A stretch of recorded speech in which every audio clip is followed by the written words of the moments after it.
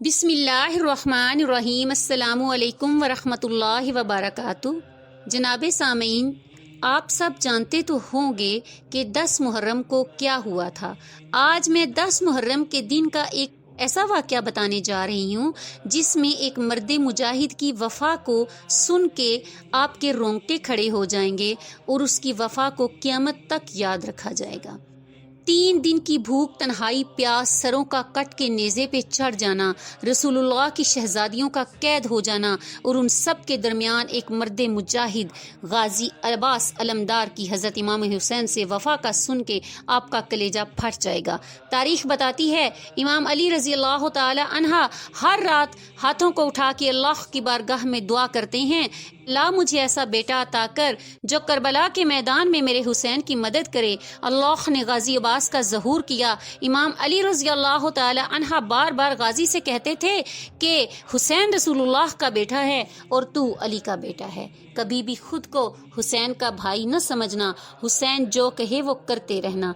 10 मुहर्रम को जब हर एक शहीद हज़रत इमाम हुसैन के कदमों में कुर्बान होता रहा, हज़रत अब्बास अलमदार अपनी आंखों के सामने अपने भाइयों और बच्चों को कुर्बान कर देते हैं। बार बार नवासे रसूल के कदमों में बैठ के कहते हैं इस गुलाम को भी इजाज़त दें। हुसैन फरमाते हैं आज हमारी शुजात का नहीं, हमारे सब्र का इम्तहान है। अब्बास हमारी शुजात का इम्तहान नहीं, हमारे सब्र का इम्तहान है। बस अब्बास फिर क्या करते हैं, जैसे ही अब्बास मिलके इमाम हुसैन से खेमे से बाहर आते हैं तो क्या देखते हैं, बीबी सकीना हाथों में खाली मशकिया लिए खड़ी हैं और कहती हैं चचा अब्बास मेरे असगर ने 3 दिन से पानी नहीं पिया। अब्बास ने पहले सकीना को देखा, फिर खाली मशकीज़े को देखा और कहा बीबी मेरे हुसैन से कहो मुझे इजाज़त दी कि मैं पानी लेके आऊँ। बस फिर बीबी सकीना अब्बास को लेके हुसैन रज़ी अल्लाह ताला अन्हा के पास आती हैं और कहती हैं चचा जान को इजाज़त दे, नहर से पानी ले आए। इमाम हुसैन ने अब्बास के चेहरे को देखा, एक भरी और फरमाया सकीना तुम अब्बास को मेरी बहन ज़ैनब के पास ले जाओ, अगर ज़ैनब तुम्हें इजाज़त दे दे तो तुम चले जाना। बीबी सकीना और अब्बास बीबी ज़ैनब के खेमे के पास आते हैं। अब्बास कदमों में बैठ के अर्ज़ करते हैं, ज़मीन पे बैठ जाते हैं और अर्ज़ करते हैं कि इस गुलाम को इजाज़त दें कि नहर से पानी ले आए, क्योंकि ख़याम में 3 दिन से बच्चे प्यासे हैं। ये सुन के बीबी ज़ैनब ज़ारो कतार रोने लगती हैं।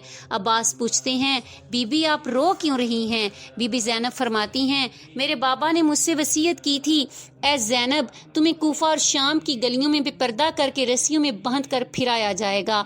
मैं अपने बाबा से कहती थी कि जिसका अब्बास जैसा भाई हो वो बाज़ारों में कैसे जाएगी, लेकिन मैं आज समझ गई कि मैं कैदी भी बनूंगी, लोग मुझे पत्थर भी मारेंगे, मुझे कूफा और शाम की गलियों में फिराया भी जाएगा।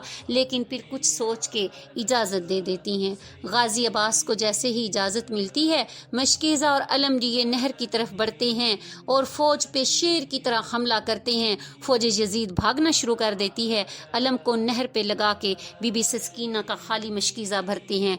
तारीख़ बताती है अब्बास ने चुल्लू में पानी भरा, एक दफ़ा पानी को देखते हैं, नहर को देखते हैं, फिर सकीना और छोटे मासूम असर की प्यास को याद करते हैं और पानी को नहर में फेंक देते हैं। इतने में जनाब ने देखा कि घोड़ा गाजी अब्बास को हसरत से देख रहा है। फरमाया मेरे घोड़े तू भी 3 दिन से प्यासा है, पानी पी ले। घोड़ा अपनी जुबान में बोला आप प्यासे हैं, आपने पानी नहीं पिया, अगर मेरा आका प्यासा हो तो मैं कैसे पानी पी सकता हूँ, तो आप पानी पी लें तो मैं फिर ही पानी पीऊँगा। हज़रत अब्बास घोड़े से फरमाते हैं कि अगर तू अपने आका के बगैर पानी नहीं पी सकता तो मेरा हुसैन भी 3 दिन से प्यासा है, मैं कैसे पानी पी लूँ? ऐसा कैसा हो सकता है कि मेरा आका प्यासा हो और मैं पानी पी लूँ? फिर क्या करते हैं, मशकीज़े को भर के खेमों की तरफ बढ़ते हैं। उमर बिन साद और शिमर ने देखा कि खेमों की तरफ पानी बढ़ने जा रहा है तो बोलते हैं कि खेमों की तरफ पानी बढ़ने ना पाए, हमने हुसैन और उसके ख़ानदान को तड़पा तड़पा के शहीद करना है। फिर क्या होता है, कुछ सिपाही छुप के गाजी अब्बास के इर्द गिर्द खड़े हो जाते हैं और कुछ घेर लेते हैं। गाजी अब्बास घोड़े पे सवार होकर खेमों की तरफ बढ़ते हैं। फौजी अश्किया गाजी का निशाना लेके तीर चलाना शुरू करते हैं। बस क्या होता है कि एक जालिम का तीर लगता है और गाजी अब्बास की एक बाजू कट जाती है। फिर क्या होता है, गाजी अब्बास मशकीज़े को दूसरे بازو میں پکڑ لیتے ہیں، بازو سے تھام لیتے ہیں، لیکن ایک ظالم تیر چلاتا ہے نشانہ لے کے اور دوسرا بازو بھی کٹ جاتا ہے۔ پھر غازی عباس کیا کرتے ہیں کہ مشکیزے کو دانتوں میں اٹھا لیتے ہیں، ایک ظالم تیر چلاتا ہے اور تیر آنکھ میں لگتا ہے اور آنکھ خون سے بھر جاتی ہے اور وہ خون دوسری آنکھ میں بھی چلا جاتا ہے۔ پھر کیا ہوتا ہے کہ غازی عباس تیروں کی بارش میں خیمے کی طرف بڑھتے جا رہے ہیں، لیکن ایک ظالم نے تیر چلایا جو سر پہ لگا اور غازی عباس گھوڑے کی زین سے زمین پہ جا گرتے ہیں۔ بس پھر کیا ہوتا ہے کہ امام حسین رضی اللہ تعالی عنہ دیکھتے ہیں، ان للہ و انا الیہ راجعون پڑھتے ہیں اور نہر کی طرف بڑھنا شروع کرتے ہیں۔ جناب عباس کے سر کو اپنی گود میں رکھتے ہیں۔ اتنی دیر میں جناب عباس فرماتے ہیں، مجھے معاف کرنا، میں نے کوشش تو بہت کی لیکن میں اپنی شہزادی سکینہ تک پانی نہیں پہنچا سکتا۔ امام حسین نے فرمایا کہ عباس، اللہ کی مرضی یہ ہے کہ ہم سادات پیاسے رہ کر اللہ کے دین پر قربان ہو جائیں اور ہماری پیاس کو قیامت تک یاد رکھا جائے۔ پھر غازی عباس فرماتے ہیں، میرے مولا، میں آپ کا غلام ہوں، میں نے آج تک آپ سے کچھ نہیں مانگا، آج میں کچھ مانگنے جا رہا ہوں۔ مولا حسین فرماتے ہیں، بول عباس، کیا مانگنا ہے؟ عباس فرماتے ہیں کہ میری ماں نے مجھے کہا تھا کہ جب تو پیدا ہوا تھا تو تو نے سب سے پہلے زیارت کس کی تھی؟ تو نے امام حسین کی زیارت کی تھی، اور آج میری خواہش ہے کہ میں دنیا سے جا رہا ہوں اور میں آخری زیارت بھی آپ کی ہی کروں، تو میں آپ سے عرض کرنا چاہتا ہوں کہ میری ایک آنکھ میں تیر لگا ہے، دوسری آنکھ خون سے بھری ہوئی ہے، اگر زحمت نہ ہو تو میری آنکھ سے خون صاف کریں تاکہ میں آخری زیارت آپ کی کر لوں۔ امام حسین نے آنکھ سے خون کو صاف کیا۔ عباس نے امام حسین رضی اللہ تعالی عنہ کی زیارت کی۔